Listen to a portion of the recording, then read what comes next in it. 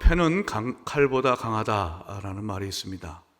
예, 제가 초등학교 때 공부할 때 맨 처음에 그 영문법 보면은 그 기초 영문법에 비교급을 공부할 때 저 표현이 나왔습니다. The pen is mightier than the sword라고 해서 펜은 칼보다 강하다라는 아주 유명한 격언이 있습니다. 칼보다 훨씬 더 강한 것이 있습니다. 칼은 굉장히 강합니다. 칼은 무섭습니다. 두렵습니다. 칼로 상징되는 무력은 그것이 군사적 무력이든 어떤 무력이든 그 무력은 사실 사람들에게 공포심을 유발하기에 충분합니다. 덩치큰 깡패가 내 앞에 있으면 두려움을 갖게 되어 있습니다. 독재자가 온갖 이제 무력을 동원해서 사람을 핍박할 때 참 견디기 어렵습니다. 하지만 오늘 설교의 제목을 저는 이렇게 잡았습니다. 칼을 이긴 기도. 여러분의 인생에 누군가가 칼로 나를 치는 것처럼 핍박하고 고난이 와도 칼을 이길 수 있는 것이 기도임을 깨닫고 기도의 능력으로 충만한 여러분 되시길 우리 주의 이름으로 축복합니다. 오늘 말씀 1절은 그때라고 시작합니다. 그때는 바로 앞에 있던 11장의 내용과 연결된다고 하는 이야기입니다. 지난 주일날 우리가 함께 묵상을 해봤던 것처럼 사도행전 11장의 내용은 특별히 19절부터 그 이하의 내용은 스데반의 일로 인하여서 이제 예루살렘 교회에 큰 박해가 있었죠. 그래서 사람들이 흩어졌어요. 그 흩어진 가운데 빌립은 사마리아에 가서 복음을 전하였고 그것이 하나님의 기쁜 뜻을 이루는 것이었기에 사마리아에는 복음의 역사가 나타났습니다. 그리고 흩어진 자들 가운데 일부는 이제 수리아 안디옥까지 가서 복음을 전합니다. 일부는 유대인들에게만 복음을 전했지만 하지만 그 가운데 일부는 이 안디옥에 살고 있었던 이방인들에게 복음을 담대히 전하자, 주 예수를 전파하자. 바로 하나님의 손이 그들과 함께하여 주셔서 놀라운 부흥의 역사가 나타납니다. 축교로 많은 사람들이 돌아왔습니다. 바나바가 예루살렘 교회로부터 파송이 됩니다. 바나바는 성령과 믿음이 충만하여 사울과 동역하면서 그 교회를 견고하게 이뤄갑니다. 자, 이렇게 11장에 보면 박해로 예루살렘에 있는 박해로 말미암아 흩어진 자들이 복음의 역사를 이루어가고 있는 것을 보여줍니다. 그런데 이에 반해서 예루살렘 교회는 계속해서 어려움이 있었습니다. 내일 모레 주일날 좀 살펴보겠습니다만 첫째는 온천하에 그 흉년이 듭니다. 네. 흉년이 들어서 특별히 이 유대에 예루살렘에 살고 있었던 교회 성도들이 이 흉년으로 인해 기근을 겪게 되면서 많은 어려움을 겪었습니다.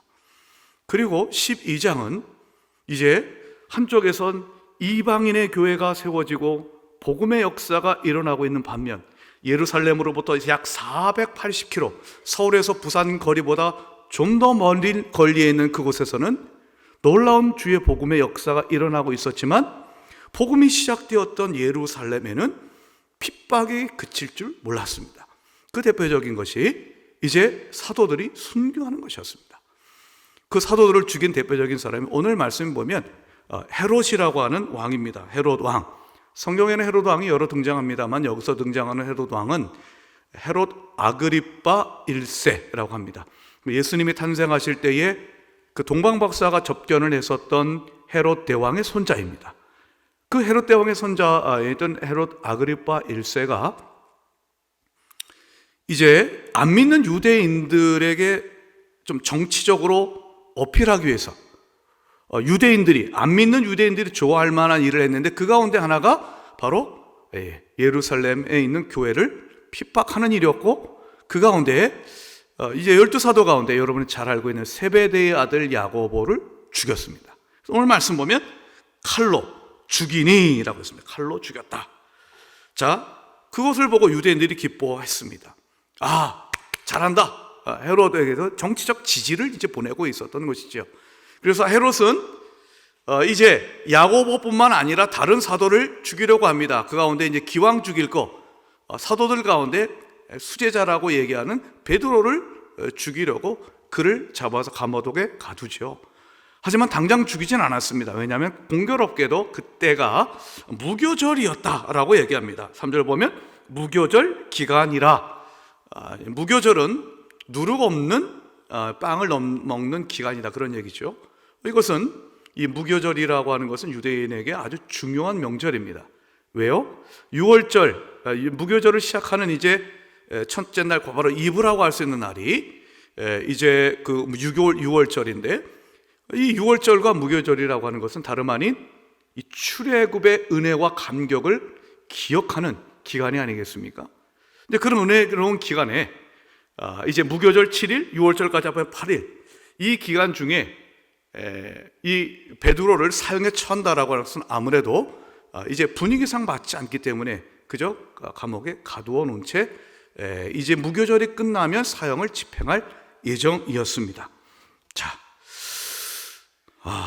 이런 어려움 가운데 있었고, 정말 이제 베드로는 꼼짝없이 죽을 수밖에 없었습니다. 베드로가 정말 살아날 가능성은 인간적인 관점에서 보면 정말 제로에 가깝다라고 볼 수 있습니다. 이 경비도 아주 철두철미하게 잘 섰지요. 오늘 말씀 보면 4절에 이런 말씀이 있습니다. 잡음에 옥에 가두어 군인 내식인 내패에게 맡겨 지키고, 그러니까 4인 1조가 4개의 그룹이 있었다는 것입니다. 그래서 저녁 6시부터 그 다음날 새벽 6시까지 12시간을 3시간씩 나눕니다. 그러면 이 3덩기가 나오겠죠. 그래서 4인 1조의 군인이 3시간을 보초서고, 그 다음에 지칠까봐 교대해서 다시금 두 번째 그룹이 3시간을 담당하고, 이런 식으로 해서 이제 12시간을 4인 1조의 4패의 군인들이 베드로를 지켰습니다. 얼마나 이게 철저하게 지켰습니까? 그뿐만 아니라 4절을 보면 6절을 보시면 우리가 읽지 않았습니다만, 베드로가 두 군인 틈에서 두 쇠사슬에 매여 누워 있었다고 했습니다. 그러니까 제가 이제 베드로라고 상상해 보세요. 제가 누워 있는데 왼쪽과 오른쪽에 로마 군인들이 한 명씩 있는 거예요. 그리고 쇠사슬에 묶여져 있는 거예요. 가끔 이제 영화 보면 형사가 자기 손목하고 범죄인 손에다가 수갑을 채우잖아요. 이 범죄인이 도망가도 어쨌든 같이 가게 되는 그런 형국이 되었습니다. 자, 이런 상세한 묘사는 이제 베드로는 꼼짝없이 죽었다, 이런 얘기입니다. 그 꼼짝없이 죽을 수밖에 없습니다. 헤롯의 손에 들려진 그 칼로 인해서 야고보가 죽었고, 그 다음엔 이제 제자들의 수제자라고 하는 베드로가 죽어나갈 형편이었습니다. 그런 가운데 예루살렘 교회가 할 수 있는 게 뭐였겠습니까? 기도밖에 없었습니다. 그래서 오늘 말씀 5절에 보면 이제 교회는 그를 위하여 간절히 하나님께 기도하였더라 라고 되어 있습니다. 간절히 하나님께 기도하였더라. 오늘 이 자리에 나오신 여러분들, 나 자신을 위해서뿐만 아니라 누군가를 위해서 간절히 기도하고 계신 분이 계실 것입니다.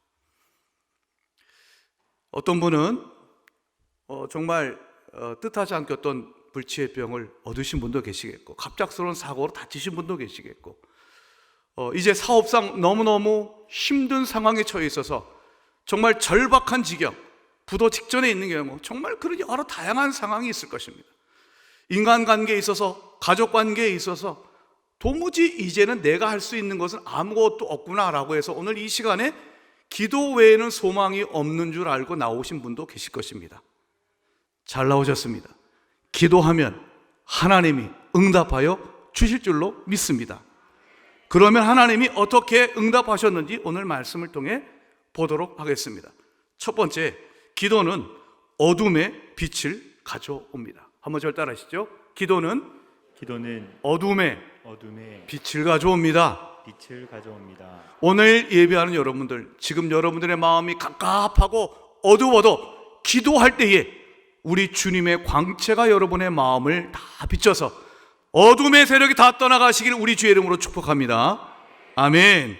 자, 보십시오. 오늘 말씀을 보면 7절에 보니까 호련히 주의 사자가 나타나며 옥중의 광채가 빛나며 라고 되어 있습니다. 호련히, 7절에 호련히 주의 사자가 나타나며 옥중의 광채가 빛났다. 한번 여러분들이 한번 상상력을 한번 발휘해 보세요. 상상력을. 이제 한밤중이에요. 요즘에 교도소도 밤이 되면 이제 불을 다 이제 소등하죠. 그런데 그 당시에, 지금부터 2000년 전 이제 로마 제국이 다스리던 그 시대의 감옥이라는 것은 그야말로 그 캄캄하게 그지없을 때입니다. 깊은 감옥입니다. 나오기가 어렵습니다. 물론 예루살렘에 있었던 감옥은 좀 다를 것입니다. 특별히 오늘의 말씀의 감옥은 성 안토니오 성에 있었던 이 망루 탑이라고 보는 학자들도 있습니다. 그곳에서 이제 그 당시에 뭐 전기가 제대로 있었겠습니까? 밤에 이 죄수들이 탈출하지 못하도록 이제 로마 군병들이 철저히 감시할 뿐만 아니라 어둠이 가득 찬 그곳에 갑자기 빛이, 광채가 나타났습니다. 그것은 주님의 사자가 나타났다고 하는 표시였고 하나님의 임재의 표시였던 것이죠. 근데 오늘 말씀 7절에 이제 호련이라고 번역된 이 말의 원래 말은 보라입니다. 보라. 여러분 성경을 읽다 보면 성경에 보라라고 하는 말이 때때로 나옵니다. 그 보라가 갖고 있는 의미 가운데 하나는 이것입니다. 인간의 기대와 예상을 뛰어넘어 하나님의 놀라운 역사가 나타날 때 사람들에게, 이 글을 읽는 사람들에게, 성경을 읽는 독자들에게 잘 주목하여 읽어보십시오 라고 하는 말 때 보라는 말 써요. 예를 들자면 보라, 처녀가 잉태하여 아들을 낳으리니 그 이름을 임마누엘 하리라.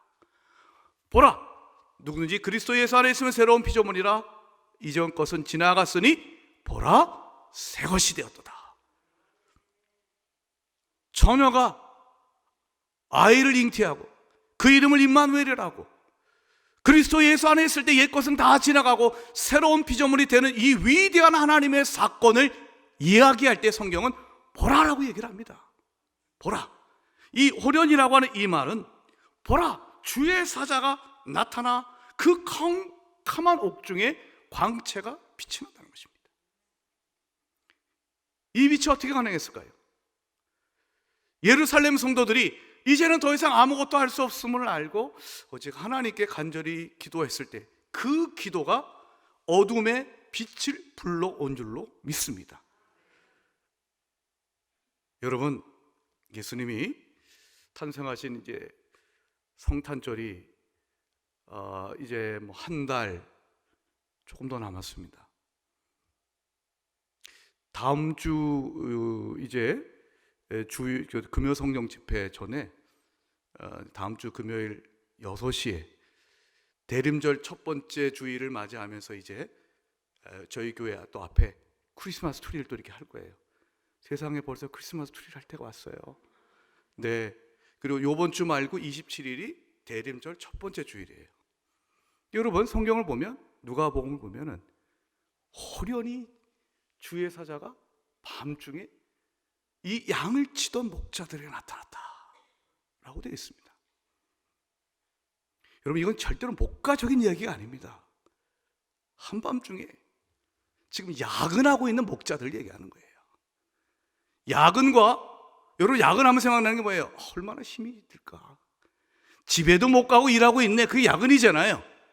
오늘도 야근하고 계신 분이 계시고 이 자리에 나와서 기도하고 싶은 분도 계시지만 야근할 수밖에 없기 때문에 지금 직장에 계신 우리 성도님들도 계실 거예요. 마음으로 응원합니다.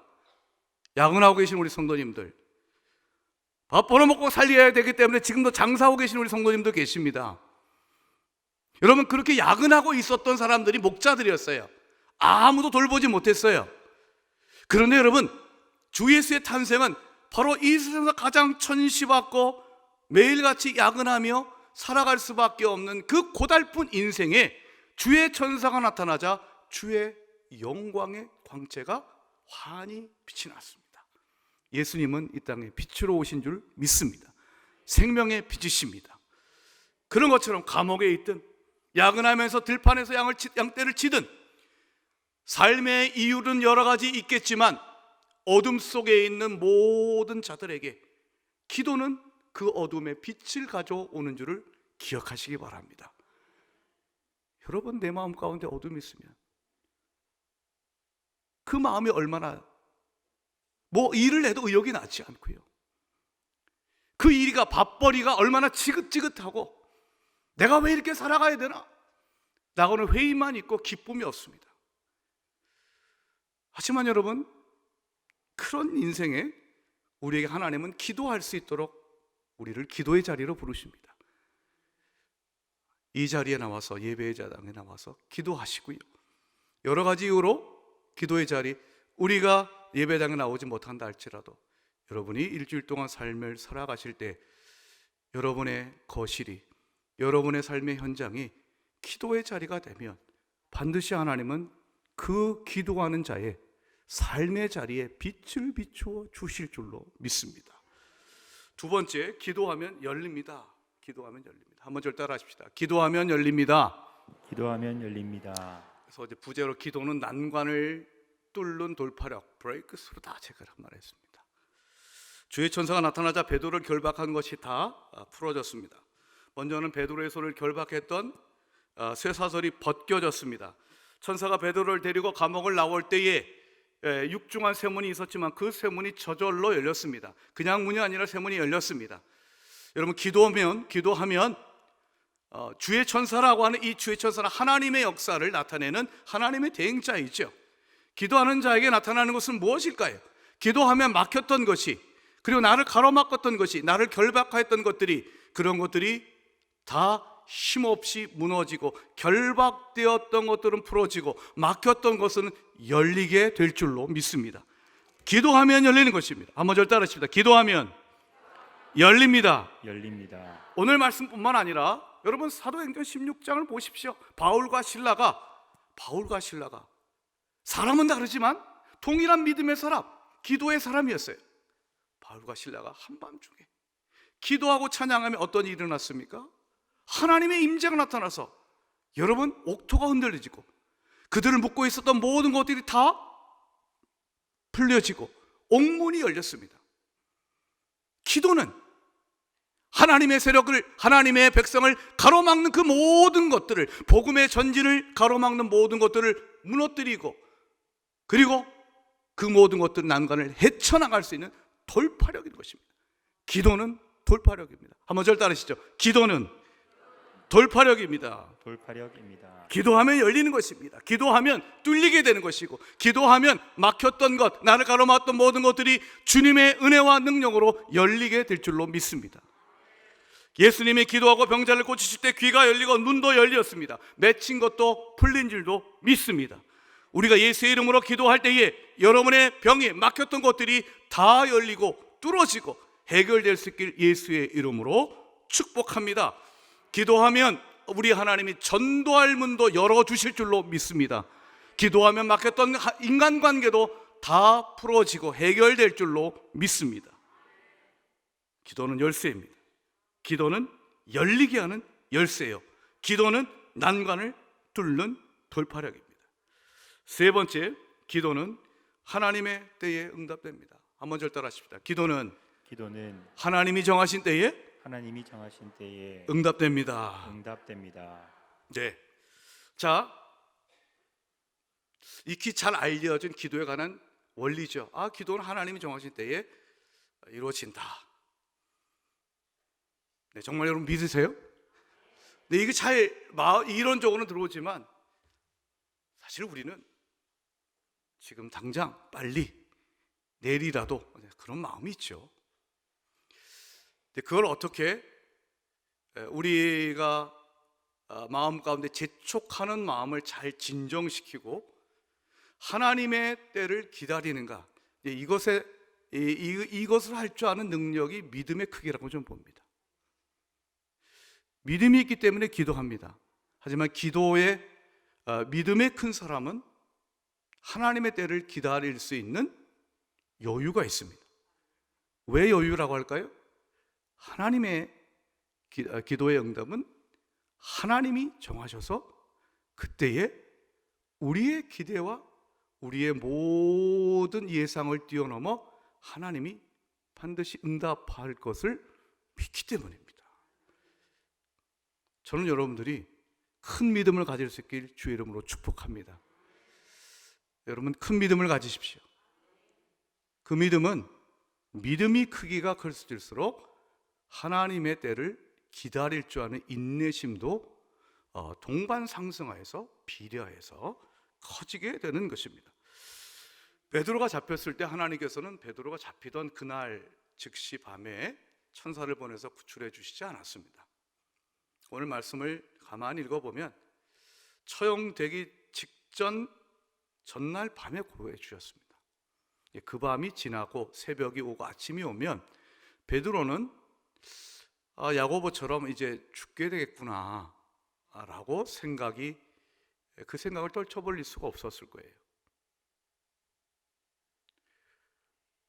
교인들이 하나님 앞에 베드로가 잡혀간 그 순간 왜 열심히 기도 안 하겠습니까?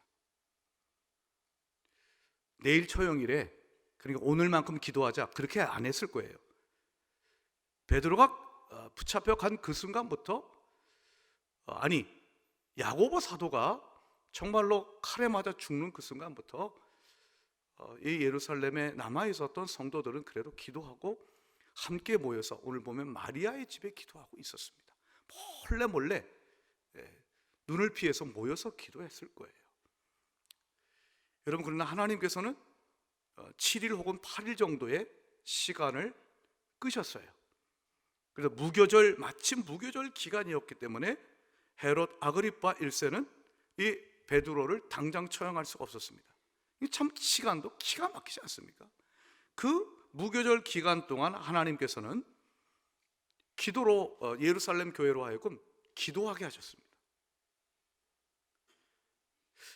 저는 신앙생활을 하면서 그런 거를 많이 경험합니다. 여러분, 하나님이 여러분에게 기도할 시간을 주십니다. 기도의 자리로 오라고 말씀하십니다. 그 과정을 여러분들이 그 시간을 거치고 난 다음에야 하나님의 역사가 나타납니다. 근데 이걸 뛰어넘었으면 안 됩니다. 그 시간이 얼마가 될지는 각자에게 다 다릅니다. 보세요. 야고보 사도는 왜 죽었습니까? 왜 베드로는 하나님이 살려주셨습니까? 물론 베드로도 야고보 사도가 죽은 후로부터 대략 한 17년 후에 주후 65년경에 이제 성경에 나와 있지 않지만 전해져 오는 이야기에 따르면 네로 황제가 성도들을, 예수 믿는 사람을 크게 박해할 때 그때 십자가에 거꾸로 달려서 죽었다라는 교회의 이야기가 정설처럼 내려옵니다. 바울도 그쯤에서 죽은 것으로 이야기됩니다. 여러분, 세베대의 아들이 2명 있었습니다. 야고보와 또 한 명이 누구죠? 요한이요. 야고보는 죽었지만 그의 형제였던 요한은 주후 1세기 말까지, 대략 90년대까지 살았던 것으로 추측이 됩니다. 사람마다 하나님이 쓰임새가 다 다릅니다. 야고보가 죽을 때 하나님은 죽기 직전에 기적처럼 역사하셔서 그를 건져주시지 않으셨습니다. 스데반이 죽을 때 하나님은 나타나셔서 스데반을 지켜주시지 않으셨습니다. 다니엘의 세 친구가 풀무불에 들어갔을 때 하나님이 그들을 지켜주셨던 역사가 스데반에게 나타나지 않았습니다. 하지만 우리는 믿습니다. 때는 다른다 할지라도 야고보 사도든 베드로든 바울이든 그 누구를 할지라도 다 주의 영광을 위해 순교하였고, 그들은 자신들에게 영원한 생명이 있음을 믿었고 부활의 주님을 믿었기 때문에 그 두려움을 결코 두려워하지 않고 그때 자신에게 닥친 그 운명을 믿음으로 받아들일 수가 있었습니다. 때로 어떤 사람은 기도하면 하나님께서 병을 고쳐주시기도 하지만 어떤 사람은 고쳐주시지 않을 수도 있습니다. 하지만 여러분, 예수 믿는 우리 모두에게는 영원한 생명이 약속되었고 영원한 생명을 주시는 그 예수님이 내 안에 성령으로 함께 하고 계신 줄로 믿습니다. 그 믿음으로 우리는 기도하는 것입니다.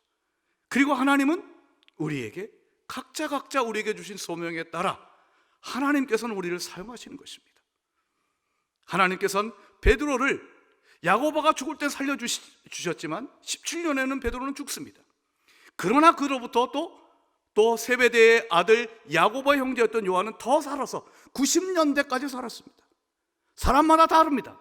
하지만 이들 모두는 오직 하나님께서 주신 영원한 생명을 믿고 하루하루를 주님과 동행하는 삶이었습니다.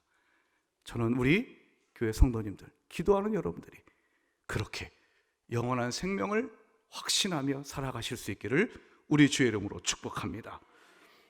그렇게 때를 믿고 기도하면 하나님이 역사하셔요. 로데라고 하는 한 여자아이가 기도했을 때 그 어린 소녀였지만 하나님은 그의 기도를 들어주셨어요. 여러분, 하나님께서 이제 깨어 기도하고 있는 한 사람의 기도를 들어주셨을 때 어떻게 역사하십니까? 베드로를 살려주셨습니다. 베드로가 이렇게 하나님이 자신을 구해줄지는 사실은 생각하지 못했던 것 같습니다. 하지만 그가 천사를 통해서 이제 감옥에서 탈출하고 난 뒤에 이렇게 얘기를 합니다. 자, 사도행전 12장 11절의 말씀, 자, 자막을 통해 함께 읽어볼까요? 시작. 이에 베드로가 정신이 들어 이르되 내가 이제야 참으로 주께서 그의 천사를 보내어 나를 헤롯의 손과 유대 백성의 모든 기대에서 벗어나게 하신 줄 알겠노라 하여. 다시 한번 자막을 보겠습니다. 자막을 보시면 내가 이제야 참으로 주님이 그의 천사를 보내셨습니다. 오늘도 기도하는 여러분들에게 하나님의 뜻을 대항하는 천사가 여러분들에게 가셔서 여러분을 헤롯의 손과 유대 백성의 모든 기대에서 벗어나게 하셨던 그 주님이 여러분들과 함께하여 주실 줄로 믿습니다. 여러분, 헤롯의 손과 모든 유대 백성들의 기대에서 벗어났다라고 하는 말씀을 한번 묵상을 해봅시다. 여러분, 헤롯의 손이 무엇입니까? 그의 손에는 칼이 들려져 있습니다. 하지만 여러분, 이 세상에 어떤 강력한 칼을 갖고 있는 권력자라 할지라도 하나님의 권능의 손에 붙잡힌 바 된 기도하는 성도는 결코 해하지 못할 줄로 믿으시기 바랍니다. 하나님의 능하신 손이 여러분들을 지금 이 시대에도 사단을 통해서 역사하는 헤롯의 손과 같은 나쁜 손들로부터 여러분을 벗어나게 하여 주시길 주 예수 그리스도 이름으로 축복합니다. 또 하나님은 베드로에게 주의 천사를 보내셔서 유대인들의 기대로부터 벗어나게 하셨다라고 되어 있습니다. 여기서 유대 백성은 불신 유대인이죠. 그들은 교회가 핍박당하는 것을 기뻐했고 헤롯 아그리빠 왕이 야고보 사도를 죽였을 때 그들은 기뻐했습니다. 그러니까 하나님의 백성이 고난당하고 고통당하는 것을 기뻐했던 그들. 자, 그 유대 백성들의 기대는 뭘까요? 이제 헤롯 아그리빠의 그 칼든 손을 통해 베드로도 죽겠구나. 이제 예수를 전하는 저들은 다 멸망할 것이다 라고 하는 그 기대입니다. 그 기대로부터 하나님께서는 베드로를 벗어나게 하여 주셨습니다. 여러분, 예수 그리스도를 믿는 믿음의 사람이 올곧게 살아갈 때 바로 여러분들이 잘 안 되기를 기뻐하는 자들이 있습니다. 그렇죠? 여러분이 잘 되는 것 정말로 축복해주는 진실된 여러분들의 친구들이 있겠지만 여러분이 안 되기를 은근히 바라는 사람도 있고 노골적으로 여러분이 안 됐으면 하는 그런 사람들도 있습니다. 세상은 치열한 경쟁의 사회입니다. 우리의 가장들 세상에서 나갈 때 여러분 전쟁과 같습니다. 내가 이기지 않으면 내가 지는 것이고 내가 살지 않으면 내가 죽는 것이다 라고 하는 그런 정말로 전쟁과 같은 삶이 이어질 때도 있습니다. 그렇게 내가 안 되기를 바라는 사람들의 기대에서 여러분들 그 기대로부터 벗어날 수 있게 하는 힘은 무엇인가?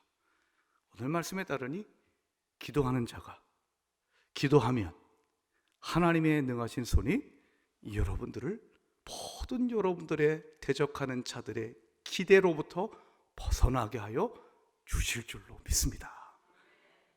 기도하십시다. 오늘 기도를 시작하면서 이런 말씀 드렸습니다. 너희 염려를 다 주께 맡기라. 이는 그가 너희를 돌보심이라. 우리 한번 같이 읽어볼까요? 시작. 너희 염려를 다 주께 맡기라. 이는 그가 너희를 돌보심이라. 여러분, 하나님이 여러분을 돌보고 계신 줄 믿으십니까? 그러면 우리의 모든 염려를 주님께 맡기십시다.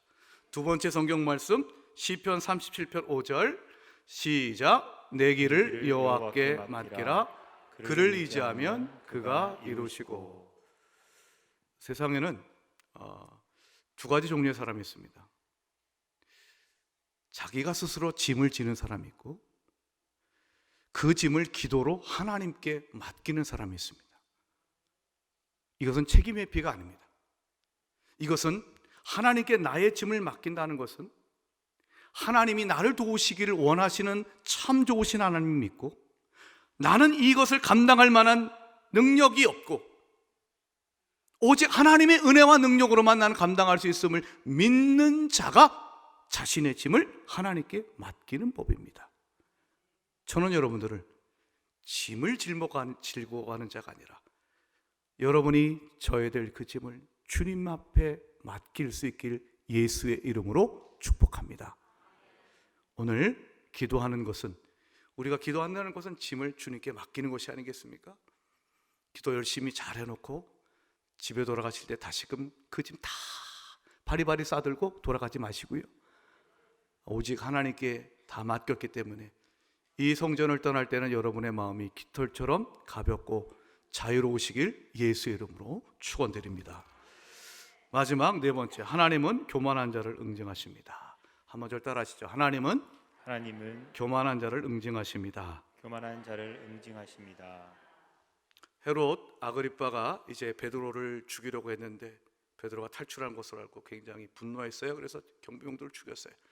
이 사람 굉장히 잔혹한 사람입니다. 그리고 굉장히 교만한 사람입니다.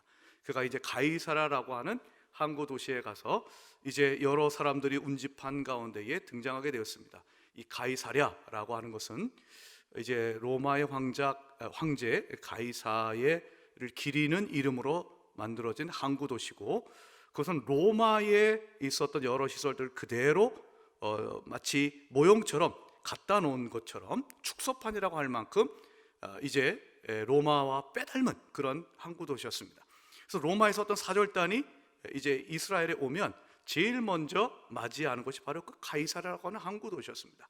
근데 거기에서 이 헤롯 왕이 그래서 운집한 사람들에게 어떤 연설을 했는데 사람들이 듣고 이제 그에게 좀 아부하려고 헤롯 아그리빠 왕의 이야기를 듣더니 이것은 신의 소리다, 인간의 소리가 아니다 라고 했어요.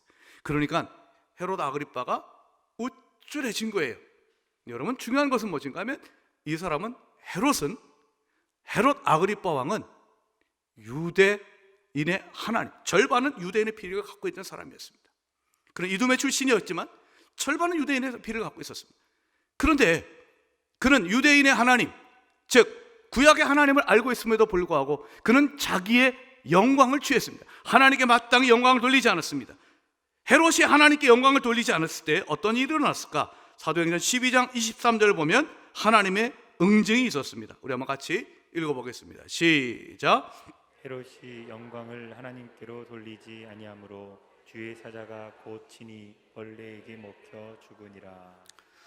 네, 헤롯이 영광을 돌리지 않았기 때문에 하나님께서 주의 사자를 보내서 그를 치셨다라고 되어 있습니다. 벌레에게 먹혀 죽으니라. 이 벌레가 무엇인지 정확히 알 수 없지만 많은 학자들이 이제 바이러스로 얘기합니다. 쉽게 말하면 메르스에 걸리고 코로나, 아주 심각한 코로나에 걸려서 죽게 만들었다, 이렇게 이해하셔도 크게 차이는 없을 것입니다. 하나님이 누구를 응징하십니까? 예, 교만한 자입니다. 교만하여서 자기가 영광을 받은 자입니다. 근데 이 헤롯은 자기에게 영광을 받기 위하여서 그는 하나님의 백성을 칼로 죽인 자리였습니다.